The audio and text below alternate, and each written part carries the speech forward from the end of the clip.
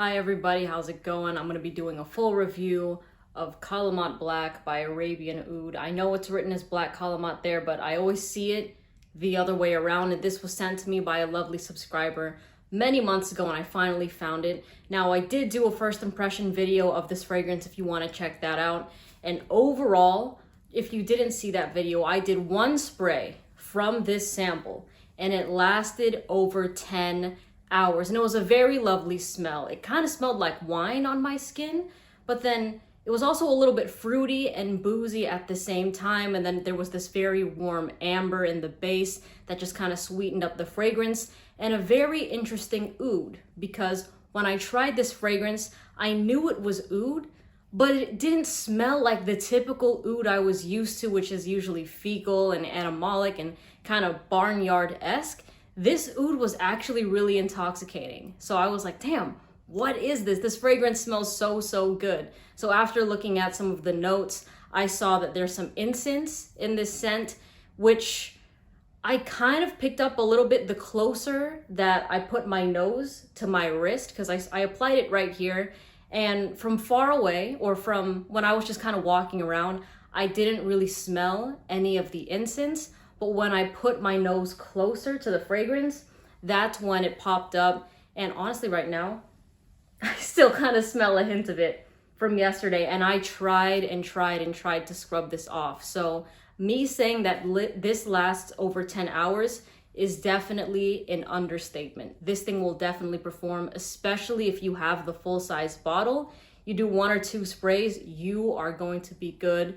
Trust me. Now, like I said, this was a very kind of boozy wine type of fragrance on my skin. There was a little bit of this fruitiness to it, but at the same time, it just really it gave me this like dark, mysterious, sexy, seductive type of vibe, and I really did love it. Now, the only downside with this fragrance was the fact that I tested it on a hot day. So I applied it right before I ate lunch, because I was like, I haven't done a first impression video in a minute, and that was not a good idea because I could not stop smelling it all day. In fact, I ate lunch with my right arm behind my back because it was super strong, and I don't like smelling the fragrance mixing with the aroma of the food and kind of competing. So it was kind of nauseating, but you can bet that I will definitely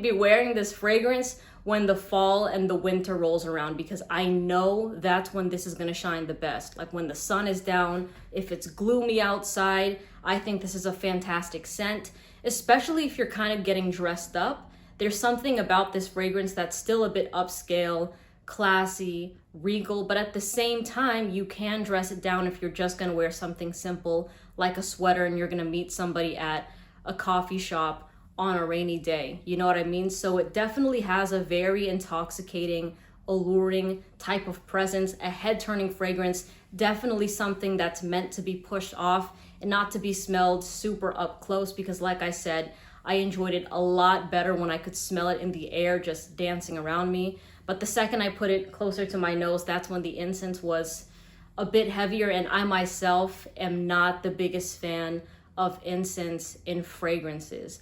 Now, a reason why I think this fragrance is going to be a big deal to me is because out of a lot of sweet scents that I've tried, nothing has been able to top Carlisle by Parfums de Marly to me. In terms of wearability, and when I, wear it out, the mass appeal that it receives, especially more on the niche side. You know what I mean? With niche fragrances, when they're sweeter, they are bold, they are polarizing, but sometimes they don't capture the mass appeal. With Carlisle, it does all of that, and I can almost guarantee that Kalemat Black will do the same thing.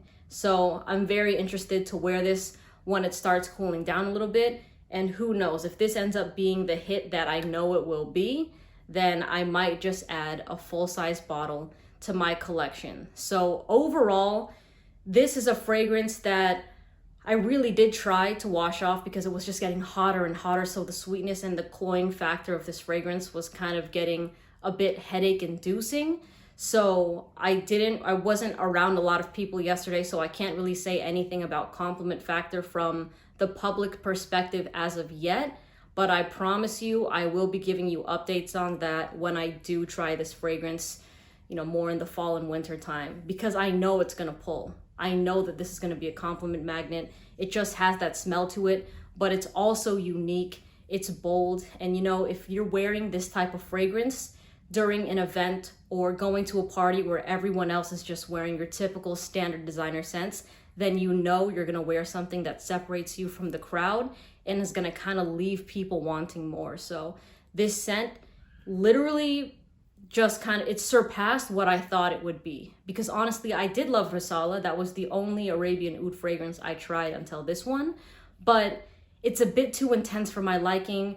And rose oud, saffron, like the rose oud fragrances in general, aren't my favorite. So this one being more of an amber, and then I think it's a Cambodian oud, is like right up my alley. And then also kind of that wine in the background, that there was something about this that kind of gave me a little bit of angel share vibes. I don't know if I said that in this video, it feels like deja vu, but just the boozy part of it, not the cinnamon roll part of it.